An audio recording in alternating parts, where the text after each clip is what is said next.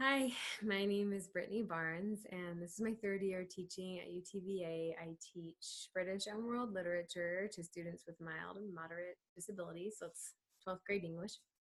And I love it here, and I'm excited to, attempt to pursue a different way to work at UTVA. I've always wanted to make my way back into a capacity of training teachers or working with teachers, and so I'm excited to be thrown in the pool, throw my name in the ring.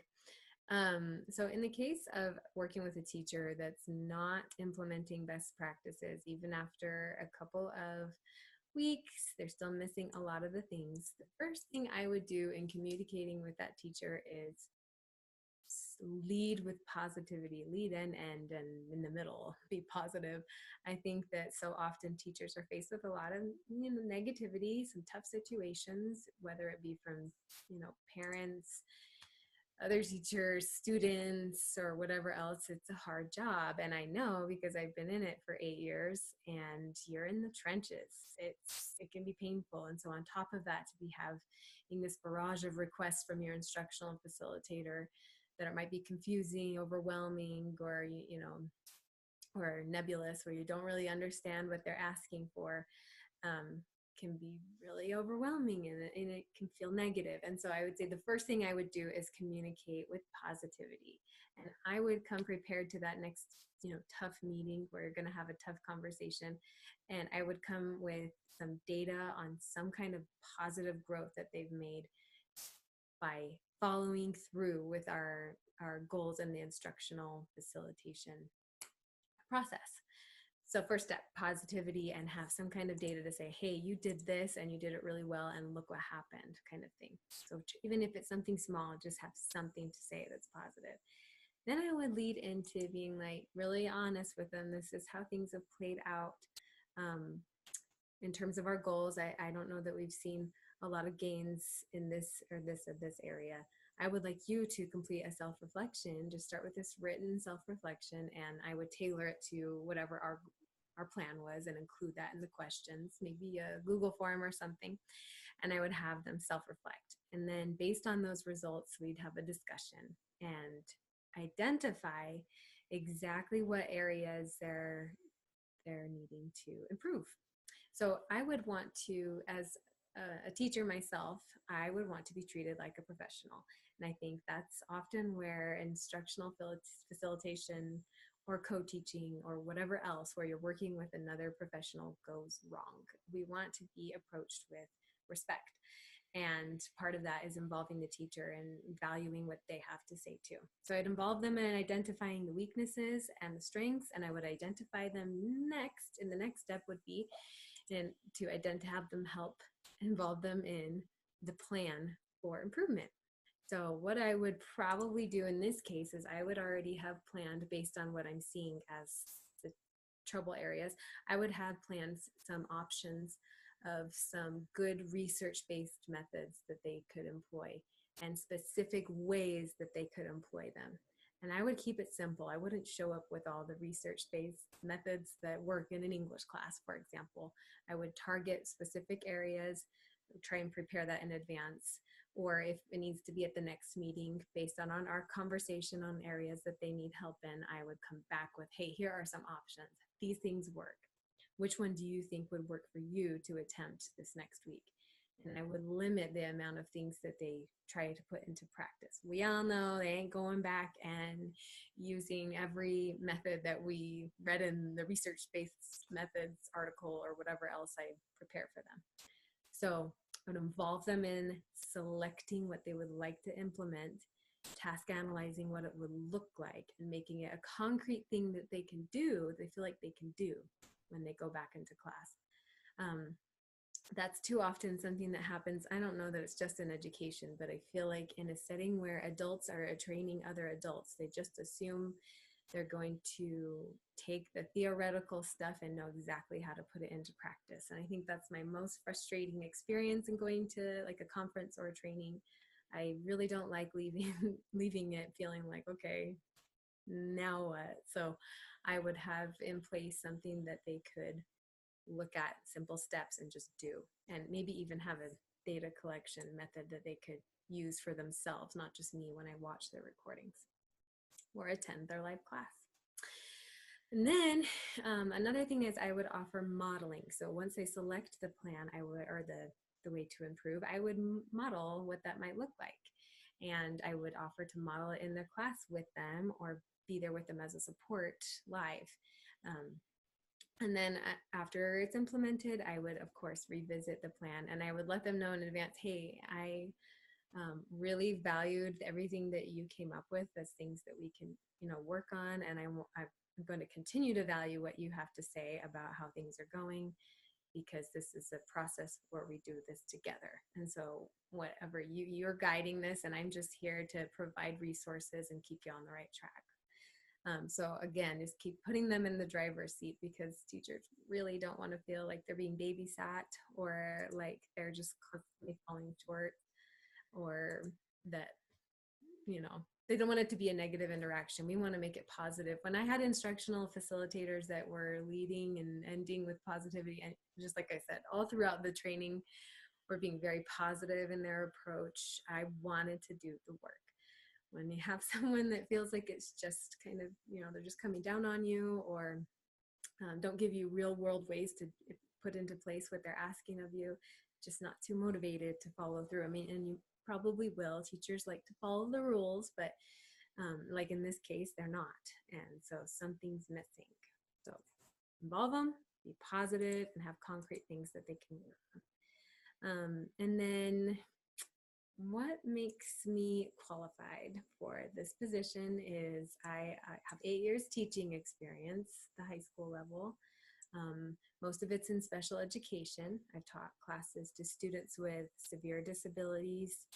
I did that for 3 years. And then one of those years I taught severe and mild moderate.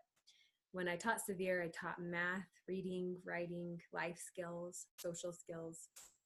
And then when I taught resource or special education to students with mild, moderate disabilities, I taught English classes or reading classes. So that was my experience. And then I also taught 1 year of regular education English before I left teaching to do doctoral work. So at the high school, I had 5 years where I taught mild, moderate, severe, and regular education.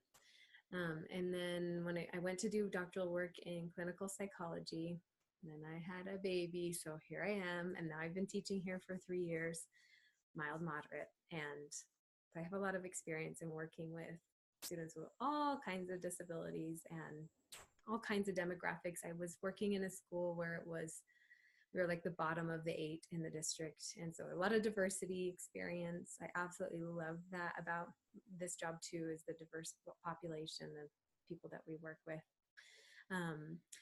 Some more experience I think that helps in working with teachers is that I have been a co-teacher. I was co-teacher for a couple of years at the brick and mortar school, and I had really positive experiences with it. I know it can be miserable and really hard, and I've gotten that kind of, people have spun that narrative with me many times and their experiences, but I was lucky enough to where we were communicating really well with each other. We wrote things down, we had plans, we were very positive with each other, and it worked out. And so I think I have that ability to collaborate with my peers, and I would view it that way. Obviously, as an instructional facilitator, that can be heavy too when you feel like your instructional facilitator doesn't think they're your peer. So I definitely am in that boat where I feel like a peer, and I feel like honored to work with teachers because I know what they do, I know how hard it is, and I know how valuable they are. The other thing I think that makes me a good candidate is I have a firm background in research. I got a master's degree in special education from BYU, and I did my research in India. I did a case study on a Tibetan refugee camp residential school for students with disabilities. They were mostly physical disabilities like cerebral palsy, and then there was autism, Down syndrome as well. And then there were some students that just had like a learning disability. But it was a really great experience, and I was able to work heavily with teachers. And my research was largely based on, I was interviewing teachers and, presenting my case study on how teacher perception, how diversity, religious, and other factors influence the way that instruction is delivered and how the whole works together. I also, while I was there for 3 months. I trained the teachers every day as part of my research experience as well. And my major things to train them in were direct instruction, behavior management was huge, and data collection. So that's what I worked on when I was in, it's called Bailakupe, very southern India, in the Tibetan refugee camp. And I'll just show some quick pictures just for fun, because I'm sure that this is extremely thrilling for you. Here is, these are some articles that I wrote about my experiences in teacher training in India. And yeah, so if you want to visit those, you're welcome to, but I'm sure you've got plenty of other stuff to do. So this is Karuna home, the home I was talking about. That's me in the middle. And those were the students and the teachers. They also had physical therapists and other staff that I trained. So there were a bunch of adults, and we would all work together, sometimes in a group setting, sometimes often one-on-one, where we would review how things went, make changes, continue to implement training, the strategies we came up with. Awesome experience. Loved working with those teachers. Then I worked in Chennai. I went to Pathways, a school for, oh man, I don't know how many, a couple hundred students that were orphans, and some of them had disabilities, but for the most part, they were just orphaned. So I trained some of those teachers on English instruction, and we had a new English program. We're working on how to implement that, and then also some behaviorism. We worked on that as well. I also, this is from Karuna Home, I also went to Lorvan schools twice, and that's in Bangalore, India. So all these different schools throughout India. I went to 4 different schools. And this one, I trained the teachers on 2 separate trips on direct instruction, behaviorism, or, positive behavior support, and data collection, and how to data drive your instruction. So that's a picture of me in the middle with all those beautiful teachers. Super powerful experience. Like I said, I just always wanted to get back into that. And while I haven't done that, I haven't even attempted to do it while, in the US, I've been really satisfied with my teaching positions. And I think part of that is I've changed positions like every year since I started. And except for at UTV, I've had the same position. But I'd had a learning curve on the technology, or curriculum changes, or adding babies to my life. So I've always had some kind of challenge every year. And I think that's what makes me feel like I'm still advancing and enjoying my job and perfecting my craft. And so I'm at this point now where I'd really like to just shift to something new. And I've loved working with teachers. Hugely powerful experience working with teachers, not just for I mean, not that I bestow this wonderful wisdom on them. I don't feel that way. I think that it's an equal exchange where we work together to improve practices for the students and for the teachers. It's so freeing for them to come back. Like sometimes they come back to me and be like, "Oh my gosh, this kid that's been driving me crazy all year, 180 just with doing." And sometimes it just seems so silly. The simple things that we need to do to improve things in our classrooms, and how another mind can come in and help you see that when you didn't see it before. So I just am a firm believer in collaborating with professionals. I love and respect teachers so greatly, love being with them, learning from them.